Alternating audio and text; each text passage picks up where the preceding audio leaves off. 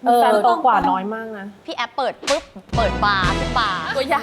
างที่ดีถ้าในแก๊งนางฟ้าใครคือคนที่แสบที่สุดสำหรับเราเจนนี่มันก็ชอบมากตอบแล้วก็มองพื้น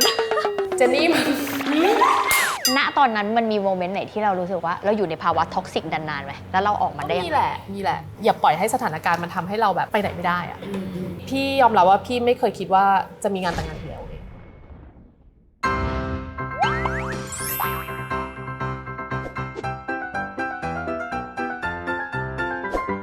สวัสดีค่ะทุกคนวันนี้เราอยู่กับพี่สาวของเราจริงๆพี่สาวเนี่ยพี่สาวป่ะพี่สาวจริงๆพี่สาวคือแม่ค่ะโอ้โห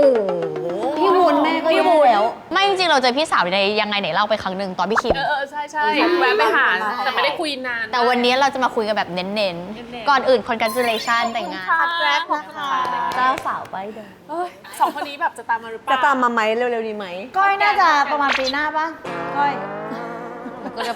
กระทู้คำหยาบเมื่อกี้ขออภัยค่ะแต่ก่อนอื่นสมมตินะว่าขอย้อนไปหน่อยว่าถ้าเราตอนเนี้ยโสดเลย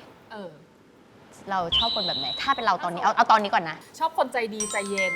อยู่แล้วสบายใจอันนี้คือแบบจิตใจล้วนๆนิสัยล้วนๆเลยอะเพราะว่าอย่างอื่นเมื่อก่อนก็ดูนะจ๊ะแบบหล่อไหมแบบอะไรยังไงคุยกันไลฟ์สไตล์เหมือนกันไหมอะไรอย่างเงี้ยแต่พอสุดท้ายแล้วอะมันต้องใช้ชีวิตกันจริงๆอะคือถ้าใจดีอะอะไรก็มีความสุขนึกออกปะแบบมันจะไม่มีใจดีอะเนาะยกตัวอย่างคำว่าใจดีให้ใจกว้างหรือว่าก็จริงๆก็คือเข้าใจ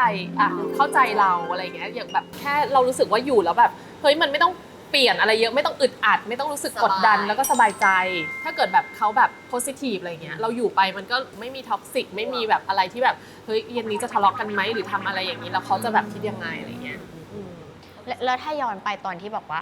ตอนเด็กๆสมัยเด็กเราสมัยเด็กสเปคเราจะดูหน้าตาด้วยมีแบดบอยนิดนึงแต่ชอบคนเจ้าชู้ฉันไม่ชอบคนเจ้าชู้แต่ว่าแบดบอยแบบลุคมันจะดูแบบอุ๊ยแต่ว่าพอเขาจริงๆแล้วแบบอุ๊ยมันแบดจริงมันแบดเกินแต่คนเจ้าชู้ไม่ได้เลยนะแต่พี่ยังไม่เคยมีแฟนเจ้าชู้เลยเราไม่รู้เขาเป็นเจ้าชู้หรือเปล่าแต่ว่าเราเหมือนไม่เคยทะเลาะกันเรื่องนี้เราก็เลยไม่รู้ว่าถ้าเกิดเจออ่ะมันจะผ่านไปได้ไหมอะไรอย่างเงี้ยพี่ห่วงแฟนปะหมายถึงว่าแบบเป็นคนขี้หึงขี้หึงไม่เลยอ่ะคือมันอยู่ที่การวางตัวของเขาถ้าเกิดเขาเป็นคนวางตัวแบบว่าไปไหนแล้วแบบไม่ได้มีเรื่องอะไรแบบนี้แม้แต่ครั้งเดียวอะไรอย่างเงี้ยเราก็เลยรู้สึกว่าเฮ้ยอีกวันหนึ่งกลับเช้าก็ไม่ห่วงพี่บัวเป็นคนชอบคนโตกว่าปะหมายถึงรู้สึกจากแบบข้างนอกจำเป็นไหมดูจะชอบโตกว่า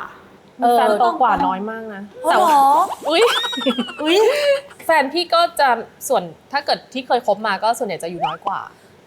แต่ว่าด้วยนิสัยจะได้มากสุดกี่ปีเด็กเหมือนชอบเด็กกันเหรอ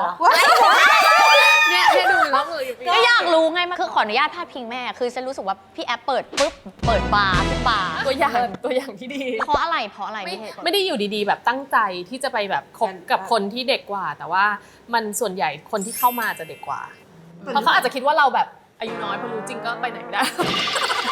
พอรู้อายุจริงแล้วแบบฉันไปไหนไม่ได้แล้วฉันคบไปแล้วอะไรเงี้ยแล้วตะกี้เราบอกว่าชอบสไตล์แบดบอยแล้วเรามีความเป็นแบดเกิร์ลในตัวเองไหมมีแต่แบบเหมือนแบบแบดเกิร์ลปลอมอ่ะเข้าใจปะ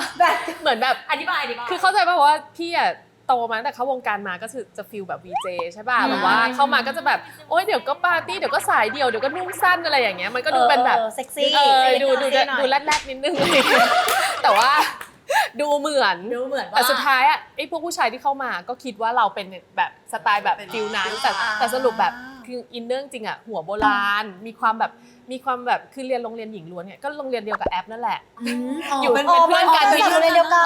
เป็นแบบอยู่ชั้นเดียวกันอะไรอย่างเงี้ยก็แอปเขาก็เรียบร้อยหนักมากถูกป่ะใช่คำว่าเรียบร้อยหนักมากคุณไปอีก10อะไรอย่างเงี้ยความซ่าแต่ก็ยังไม่ได้ซ่าแบบเท่าคนอื่นถ้าเทียบกันแล้วอะไรอย่างเงี้ยคือพี่วุ้นน่าสนิทกับน้ำหอมถูกป่ะใช่สมมติเต็ม10รู้สึกว่าน้ำหอมมันแสบประมาณเท่าไหร่เต็ม10หรอเกินปะวะแอมมี่ชุดน้ำหอมสวยปะมันไม่ใช่ชุดไอสัตว์เกิน10พอนะทะลุไปเลยเกิน10แต่ชอบมีเพื่อนแบบนี้นะเป็นใบแบบมันสนุกอะไรเงี้ยแล้วพี่วุ้นให้ตัวเองเท่าไหร่ถ้าเต็ม10ความแสบหรอถ้าเทียบกับน้ำหอมไม่เหรอคนอื่นได้ปะน้ำหอมดูแบบไกลเหลือเกินมันเกินไปก็ถ้าเกิดทั่วไปก็ประมาณน่าจะแบบ6ก็ได้อะ5-6ประมาณนี้ถ้าในแก๊งนางฟ้าใครคือคนที่แสบที่สุดและแสบน้อยที่สุดสำหรับเรา ผ่านมาแล้วเดี๋ยวขอย้อนกลับไปก่อนนะเพราะว่าตอนนี้ทุกคนก็ป้าหมด นึกว่าใครแสบอะไรบ้าง คนมีลูกมีอะไรกันไปหมดแล้วนะมันก็เลยแบบ ทุกคนก็เป็นแบบ มั แม่ รียร้อย กันหมดแล้วอะไรเงี้ยแต่ถ้าแบบเป็นสมัยก่อนพี่คิดว่าแบบฟิลประมาณแบบเจนนี่มัน พี่เจน ก็ชอบมากตอบแล้วก็มองพื้น เจนนี่มันคือลุคเขาจะแบบเป็นฟิลแบบสมัยก่อนก็คือเป็นแบบนางเอกอะไรอย่างงี้ใช่ไหมแต่ว่าแบบแล้วบางทีตัวจริงมันแบบโหเป็นซ่ามากก็เลยแบบ ซ่ามาก อ้าวอะไรวันนี้อะไรอย่างเงี้ยแต่ว่าสุดท้ายแล้วทุกคนพอโตมามันก็ผ่านจุดที่แบบว่าวัยรุ่นแสบๆกันหมดไง จริง แต่ว่าก็คิดว่าถ้าเทียบกันแล้วตอนนี้นะพี่ว่าพี่แอนอาจจะเรียบร้อยสุด แต่ว่าถ้าสมัยก่อนพี่ก็คือตามเพื่อนไม่ค่อยทัน แต่แล้วตอนพี่อยู่กับแฟนต่างจากอยู่กับเพื่อนไหม เป็นสายเพื่อนอะเป็นเพื่อนกับแฟน คุยกันง่ายๆ อืมเราก็เคยเป็นผ่านฟิลแอปอะไรมาก่อนแบบ ไม่ใช่แอปทางสังคม แอบก็เอาแบบให้มันผ่านไปง่าย ให้แบบเหมือนโอเคยอมแล้วก็ไม่เป็นตัวของตัวเองอะไรเงี้ยเคยผ่านจุดนั้นมาหมดแล้วแล้วก็รู้สึกย้อนไปก็คือไม่ได้ชอบตัวเองเวอร์ชันนั้น แต่ว่าเวอร์ชันปัจจุบันเนี่ยคือชอบที่สุด อยากรู้ว่าอะไรในตัวคนนี้ ที่เราบอกว่านี่แหละมันคือคุณสมบัติของคนที่เราควรจะ ใช้ชีวิตอยู่ คน ด้วย ถ้าเจอความรักที่ดีมันควรจะประมาณนี้นะอย่างเงี้ย ถ้าถามเร็วๆมันคือความรู้สึกเลยอะมันคือความรู้สึกที่เขาแบบเวลาเขาให้เราอะเรารู้สึกแบบเฮ้ยทำไมแบบเขาเป็นคนเรียบร้อยเป็นคนแบบไม่ค่อยพูดแต่เขาก็ปาร์ตี้นะเขาก็ไม่ใช่เด็กแบบเนิร์ดมากเพราะว่าเพื่อนเขาก็แบบแก๊งแบบซ่าๆเหมือนกันก็มีอะไรเงี้ยแต่ว่าเขาก็จะเป็นฟิลแบบมีกฎเกณฑ์อยู่ในกฎเกณฑ์อยู่ในกฎเกณฑ์ละกันมันก็เลยทำให้เรารู้สึกสบายใจพอเราสบายใจแล้วเรารู้สึกว่าอยู่กับคนนี้แล้วมันแบบเหมือนกับเป็นความรู้สึกที่ไม่น่าเบื่อต่อให้เขาไม่พูดอะไรเลย2 ชั่วโมงหรืออะไรนั่งอ่านหนังสือเฉยๆเราก็รู้สึกสบายใจว่ะอะไรอย่างเงี้ยไม่ต้องมาเอนเตอร์เทนเราตลอดเวลาแต่ว่ามันเป็นฟิลแบบโฮมอ่ะเป็นฟิลเหมือนแบบเฮ้ยอยู่กับคนนี้แล้วแบบฉันหายเหนื่อยมาทั้งวันเจอคนนี้แล้วฉันแบบหลับได้อะไรอย่างเงี้ยทิ้งตัวได้ จริงๆถ้าเลือกสามีก็ต้องเลือกคนที่เนาะเรารู้นี่เราอ่ะ ได้ ทุกวันนี้ก็ทิ้งตัวมาก เลย ดึงหัว ทิ้งตั้งแต่ก่อนแต่งแล้วทิ้งมา ตัว รื่อยๆ เหลวเป็นเยลลี่ คือต้องแบบให้เขารับความเป็นตัวเราได้อ่ะ ที่สุด การแต่งงานมันก็คงแบบว่าเธอเจอคนที่ใช่แล้วอะไรเงี้ยแต่ว่าพอแต่งจริงๆแล้วหรือว่าพอเราอยู่ด้วยกันจริงๆแล้วจริงๆมันมีมิชชั่นที่จริงๆมันยากกว่าการเป็นแฟนนะเว้ยสำหรับพี่วุ้นคืออะไร คือมันต้องผ่านความทุกข์ด้วยกันได้ ต่ำสุดในชีวิตอะแล้วเรายังอยู่กับเขาไหมอะไรอย่างเงี้ยแล้วเรายังรู้สึกแบบรักเขาเท่าเดิมไหมหรือเรายังภูมิใจในตัวเขาไหมอะไรเงี้ยเวลาเขาแลกคำมั่นสัญญากันมันเป็นสิ่งที่จริงมากๆอะคือแบบผ่านแบบทั้งเรื่องความสุขความทุกข์ความเศร้าความทุกอย่างด้วยกันได้แล้วแบบยังจับมือกันอยู่ไหมมันอาจจะเป็นคนเดียวในโลกนี้ก็ได้ที่เราทำกับเขาได้พี่ก็เคยกีฟอัพนะกับการที่แบบว่าเราไม่เจอหรอกอะไรเงี้ยแบบเราก็ไม่ได้โชคดีในเรื่องความรักนะเราก็แบบเคยผิดหวังเคยแบบนู่นนี่มาก่อนอะไรเงี้ยแต่ว่าพอสุดท้ายพอมันเจออะเราก็ต้องรักษาไว้แบบหนักมากอะเพราะไม่คิดว่าชาตินี้จะได้เจออีกพี่ยอมรับว่าพี่ไม่เคยคิดว่าจะมีงานแต่งงานเดียวในชีวิตนึกออกปะเพราะว่าเราเคยผ่านมาแล้วเราก็รู้สึกว่าแบบเฮ้ยหลังจากเนี้ยเราเคยแพลนไว้ว่าถ้าเกิดครั้งเนี้ยจบไปอะครั้งต่อไปอะเราอาจจะแบบอยากได้แค่ partner life อยากได้คนที่เป็นเพื่อน คือไม่จำเป็นต้อง ใช้ชีวิต มีพิธีอะไร ไม่ต้องมีงานแต่งไม่ต้องอะไรเลยแล้วเราก็ไม่ได้พูดกับพี่นิกตั้งแต่แรกนะว่าแบบเฮ้ยไม่ต้องแต่งงานหรอกเขาอาจจะมีความฝันก็ได้อะไรอย่างเงี้ยเราก็เลยต้องแบบเปลี่ยนความคิดเราใหม่ว่าเราจะมาแบบgive up ในเรื่องความรักตลอดไปไม่ได้มันไม่แฟร์กับคนที่อยู่กับเรา โมเมนต์ที่รู้สึกว่าเรามีพิธีนี้กันเถอะแล้วเราจัดงานนี้ด้วยกันเถอะมันคือว่าเพราะว่าเขาคุกเขาขอหรือว่ามันเป็นเพราะว่า เราคุยกัน เฮ้ยมันเห็นหน้าเขาโมเมนต์วันหนึ่งเช้าตื่นมาแล้วแบบกูว่ากูอยากมีงานแต่งงานกับคนนี้ว่ะ ไม่เคยคิดเลยเพราะว่าเขาเป็นคนที่แบบไม่เคยมานั่งแบบจินตนาการหรือว่าพูดอะไรเพ้อฝันน่ะคือพี่นิกเป็นคนที่แบบถ้าพูดออกมาคือคิดมาแล้วอะไม่พูดเลื่อยเปื่อยอะพอโมเมนต์นั้นที่เขาขอเราก็เลยแบบเริ่มคิดตอนเขาคุกเข่าเลยว่าเฮ้ยถ้าเรารู้สึกแบบแฮปปี้กับวันนั้นอะที่เขาคุกเข่าอะไม่ใช่รู้สึกเดาว่าฉันยังไงดีวะอะไรเงี้ยแสดงว่าเขาใช่แหละ แล้วอยากรู้ว่าแล้วชีวิตจริงเวลาทะเลาะกันใครเย็นกว่าใครร้อนกว่า เพราะพี่ลูกก็ดูเป็นคนเย็นๆทั้งคู่ เย็นทั้งคู่ เย็นทั้งคู่อยู่แล้วแสดงว่าไม่ปะทะ ทั้งชีวิตเลยอ่ะแบบไม่เสียงดังไม่ทะเลาะอะไรเงี้ยแต่ว่าพอเจอพี่นิกมันยิ่งแล้วใหญ่เลยมันยิ่งแบบกลายเป็นแบบเลยจำได้ว่าเคยทะเลาะกันประมาณแบบไม่น่าจะเกิน3 ครั้ง พอทะเลาะทีแล้วแบบไม่ชอบตัวเองในฟิลนั้น เราก็จะพยายามที่ไม่ทำให้ไปอยู่ในจุดนั้น และถ้าประสบการณ์ความรักที่ผ่านมา ณตอนนั้นมันมีโมเมนต์ไหนที่เรารู้สึกว่าเราอยู่ในภาวะท็อกซิกนานๆไหมแล้วเราออกมาได้ยัง มี ไง แหละมีแหละเราก็รู้สึกว่าแบบมันเหนื่อยแล้วก็รู้สึกว่ามันนั่งคิดอะมันต้องนั่งคิดคนเดียวเพราะว่าเอาตรงเวลามีแฟนมันก็แบบอยู่ด้วยกันทุกวันใช่ป่ะเราบางทีมันไม่ได้มีเวลาที่แบบนั่งคิดว่าเราเหมาะสมกันไหมหรืออะไรอย่างเงี้ยมนุษย์ทุกคนนะมันสามารถออกแบบชีวิตตัวเองได้ อาจจะไม่ได้เป็นตามที่ตัวเองแบบต้องการ 100%แต่ว่าอย่างน้อยอะอย่าปล่อยให้สถานการณ์มันทำให้เราแบบไปไหนไม่ได้อะเราเกิดมาชีวิตเดียวอะมันต้องแบบทำให้มันดีที่สุดพ่อแม่แบบเลี้ยงเรามาขนาดนี้เราอย่าเจ็บเราอย่าร้องไห้เราอย่าทำให้มันแบบอย่าให้ใครมาทำร้ายเรา เพราะฉะนั้นเราก็เลยต้องอยู่ในบริเวณที่เรารู้สึกว่าแบบเฮ้ยถ้าอันเนี้ยสุดท้ายแล้วมันเคลียร์กันไม่ได้แล้วมันทำร้ายไปเรื่อยมันก็ต้องจบพี่ผ่านการแตกสลายมาเป็นหลายครั้ง แต่ว่ามันก็สามารถกลับมาเป็นเนี่ยวันนี้ได้แล้วมีความสุขแบบนี้ได้เหมือนกัน แต่ถ้าเกิดมีดีอยู่แล้วก็รักษาให้มันดีที่สุดไม่ต้องเลิกหรอกเพราะว่าการเริ่มใหม่มันเสียเวลาเธอมันต้องมานั่งเรียนรู้กันมานั่งกอดกันมันดมกันกว่าจะแบบกว่าจะฉันจะติดเธออะไรอย่างเงี้ยแต่ถ้ามันไม่ไหวอ่ะก็อย่าเสียเวลามาคุณตี้ขอ นี่เธอ2 อันแล้วนะ ชอบกินอ่ะพี่อร่อย หนูแบกมาจากบ้าน น้ำมังคุดแบรนด์นี้คือแบบ ใช่คือจริงๆแบบ น่าจะแบบ ยับ กดแรกๆเลยอ่ะ พี่วุ้นเราคือข่าวว่าไม่ผสมน้ำตาลเลยสิ่งที่ ใช่ พี่ชอบอะ ประเด็นคือแบบว่า ไม่ผสมน้ำตาลเลยไม่ผสม เหร น้ อแล้วมันอร่อยขนาดไหนได้ ำอีกสิ่งหนึ่งที่เลิศคือไม่ผสมน้ำด้วยดิม หรอ คือไม่ผสม เคี่ยว น้ำไม่ผสมน้ำใช่เพียวผลไม้ค่ะ เข้าใจแล้ว ถูกต้องต่อเรื่องพี่วุ้น พี่วุ้นมีวิธีดูแลตัวเองไงสมมติว่าเลือกแค่3ข้อบอกน้องๆวัย30อย่างเรา นอน นอนใช่ปะแต่นอนสำคัญจริง นอน หนูรู้สึกว่าเราเวลานอนพอกับเราเวลานอนไม่พอ โอ้โหคนละคน คนละคน ทั้งสมองด้วย ผิว อารมณ์ แต่งหน้าไม่ติดแต่งหน้าไม่ติด รูขุมขนมาเลยเว้ยถ้านอนไม่พออะซึ่งเวลาพอนอนพอผิวละเอียดเหมือนผิวเด็ก ใช่ อันนี้คือเรื่องจริงมาก จริงๆการ 8 ชั่วโมง นอน ค่ะซิ สำคัญมาก อันแรกนอน ออกกำลังกาย 2 สุดท้าย อย่าเครียด ให้เอาแค่อย่าเครียดเอ๊ะคุณไม่ได้เครียดนะมึงเครียดไหม กูมัวากูเครียดปะล่ะคนจะไม่เครียดเลย พี่เห็นคนที่เครียดกับคนที่ไม่เครียดอ่ะผิวมันต่างคืออันนี้ถ้าเกิดแบบดูแลตัวเองแบบนะไม่ได้หมายถึงแบบโอ้โหใช้ครีมอะไรอย่างเงี้ยใช้เซวาได้นะใช้เซวาได้อยู่ ขอ แล้ว แค่ยืนให้พี่แป๊บนึงได้ปะ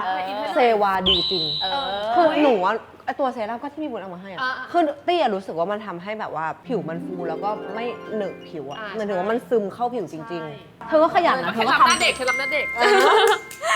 แม่อยากรู้ว่าเจอเพื่อนบ่อยไหม จริงๆสำหรับพี่อ่ะเพื่อนนี่สำคัญมากๆเลยนะแต่ว่าพอเราต้องดูนะว่าพอเราอายุมากขึ้นอ่ะเพื่อนจะมีเวลาให้เราน้อยลง แต่ว่าต่อให้แบบ4 เดือน 6 เดือนเจอกันครั้งหนึ่งถ้ามันแบบคุยกันเหมือนเดิมต่อยังไงก็ต่อกันติด มี red flag ของเพื่อนไหมคือไว้แบบเนี้ยยังไงก็เข้ากับเราไม่ได้มีไหม ที่ง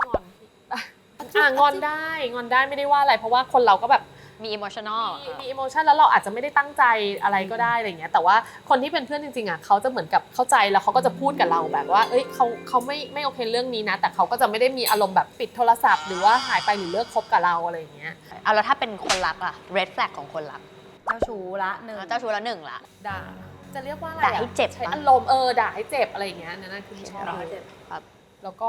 แบบโกหกเรารู้สึกว่ามันแบบเป็นสิ่งสำคัญมากๆไงที่ทำให้เราจะเริ่มแบบอยู่กับคนนี้แบบสบายใจ เพราะมันคือความไว้ใจเนาะ จริง ถ้าเราไม่ไว้ใจเขามันก็อยู่กันยากอืม ใช่แล้วเรารู้สึกว่าแบบเราพอโตขึ้นเราเรียนรู้ว่าแบบจริง ๆ ผู้ชายอ่ะสเปคเราอ่ะมันก็ลดลงเยอะนะคือไม่ได้บอกว่าพี่นิกแบบไม่นั่นนะแต่ว่าแค่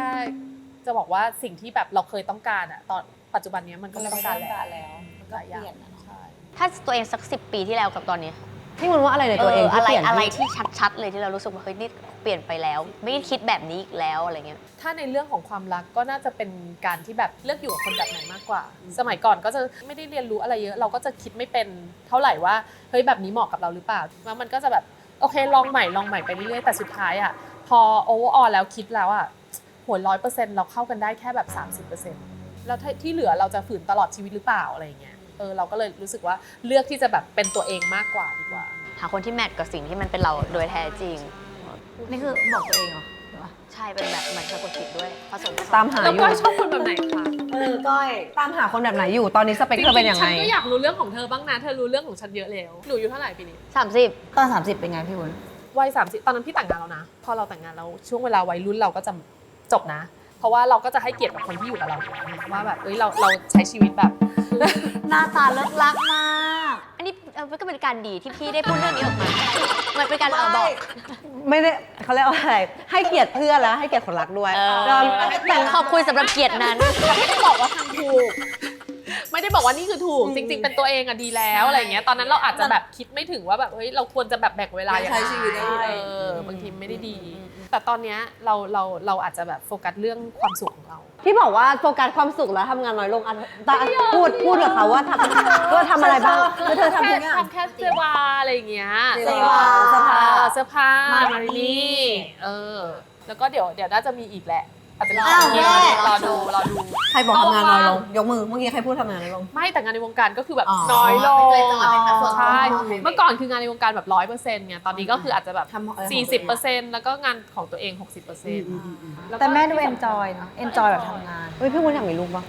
ตอนแรกอะไม่เคยคิด เพราะว่ารู้สึกว่ามันยังไม่ใช่โอกาสของเราสักทีวะแบบทำไมแบบมันอายุเท่านี้แล้วแล้วก็มันก็ยังไม่ได้แต่งงาน ก็รู้สึกว่ามันคงไม่เกิดมาอาจจะไม่ต้องมีลูกหรือเปล่า ก็ได้ แต่ว่าพี่นิกอยากมี อ๋อ พอพี่นิกอยากมีมันก็เลยกลายเป็นเห็นภาพว่า โอเคหนูก็อยากเห็นอัพยุ่งเลยเขา ไม่แต่ว่าเราก็ต้องลุ้นกันนะ เพราะว่าแบบคือเราก็ต้องหาหมอแล้วอะพออายุเท่านี้เราก็ต้องดูว่าแบบมันทำได้ไหมร่างกายเราไหวไหมอะไรอย่างเงี้ยแต่ว่ อยากรู้อันนี้เป็น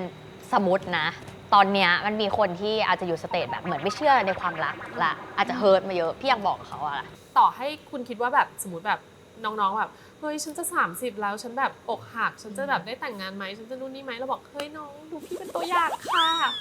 คืออย่าไปกีฟอัพแต่ว่าเราต้องเลือกคนที่แบบมันตรงกับความสุขของเราจริง ๆ ไม่ใช่ว่าแบบใครมาจีบก็คือแบบ ก็ไป โอเค แล้ว ลุยอะไรอย่างเงี้ยแล้วสุดท้ายแบบไม่ได้รู้ว่าเราจะรับความเจ็บปวดมันได้อีกไหมแต่ก็ไม่ต้องไปเครียดมากนะ เพราะว่าอะไรจะเป็นของเราก็เป็นของเรา ทุกคนมีทำไหม ทามมิ่งใช่ทามมิ่งไม่เหมือนกัน แต่ทุกคนมีเนื้อคู่ค่ะให้กำลังใจ เนื้อคู่ของคุณกำลังมา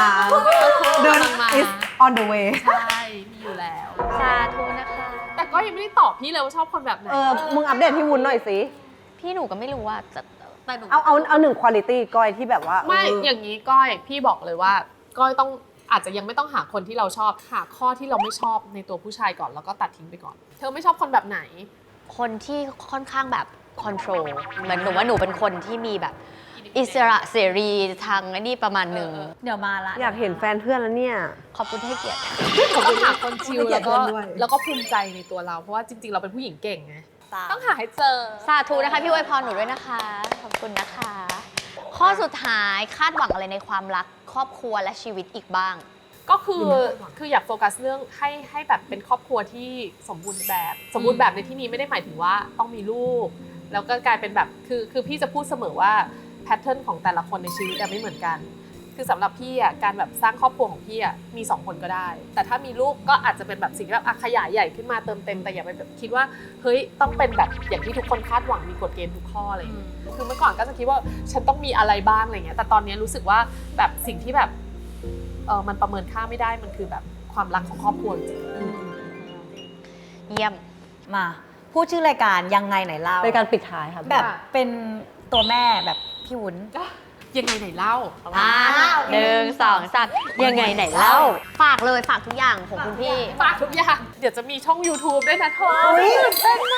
ฝากดูหน่อยเพราะว่าหลายคนถามมาว่าแบบเฮ้ยอยากเห็นงานแต่งงานต่างๆ อะไรอย่างเงี้ยเราก็เลยแบบอยากแบบมาเล่าให้ฟังว่าขั้นตอนมันเป็นยังไงบ้างแล้วก็แบบdestination wedding อ่ะมันยากง่ายขนาดไหนอะไรอย่างเงี้ยก็จะทำช่องให้ดูกันฝากติดตาม ติดตามด้วย ฝากเซวาด้วย ฝากเซวาด้วยค่ะก็ตอนนี้ผลิตภัณฑ์ก็คือมีแบบเยอะแยะมากมายแล้วกันแดดคุชชั่นอะไรต่างๆนะคะก็ฝากด้วย ครบ แล้วก็ ครัน กำลังจะมีตัวใหม่เป็นแบบเซวาสูตรใหม่คือฮีโร่โปรดักต์ของเซวาที่แบบขายดีที่สุดก็คือน้ำตกใช่ป่ะน้ำตกสมแดงเรากำลังจะเปิดตัวสูตรใหม่เป็นสูตรเซลโซโซ ซึ่งแบบอัปเกรดของน้ำตกสมแดงให้มันแบบดียิ่งขึ้นไปอีกมันคือวิทยาศาสตร์ที่แบบว่านวัตกรรมใหม่ มันว้าว อยากนำเสนอ เดี๋ยวรอเลยกำลัง is coming ใช่ไหม เราไม่ได้ซื้อรายการนะคะขอโทษ ได้ค่ะไทยอินได้เต็มที่ จะได้สวยแบบนี้เลยหน้าเด็กแบบนี้ แล้วก็มีเสื้อผ้าด้วย มีเสื้อผ้ามารินี่นะคะ ก็เข้าไปดูกันได้เดี๋ยว IG @mariniofficial ได้ฝากพี่วุ้น ฝาก ด้ว พี่ ย วุ้น นะ ด้วย YouTube ของ ฝากด้วยนะ ฝากด้วยขอบคุณพี่วุ้น ขอบคุณพี่วุ้นมากค่ะ ขอบคุณค่ะ ทุกคนกดไลค์กดแชร์กด subscribe ด้วยนะคะ แล้วก็ไปตามช่องพี่วุ้นด้วยนะจ๊ะ ใช่แล้ว อยากให้ใครมาพิมพ์มานะจ๊ะ บ๊ายบาย ตามใน IG แล้วกันไม่ชื่อช่องเลย ติด ว่ะ ตามว่ามีอะไร ขอบคุณสถานที่นะคะ Miller Talk ค่ะ อาหารอร่อยมากทุกคนขนมแล้วก็เครื่องดื่มอร่อยมากๆนะคะ ตัวเมนูอยู่นี้ค่ะ มีทั้งบรันช์แล้วก็มีทั้งเครื่องดื่มด้วยนะจ๊ะ อยู่ที่ซอยจันทร์16 นะคะ ถ่ายรูปสวย มาลุยกันเลย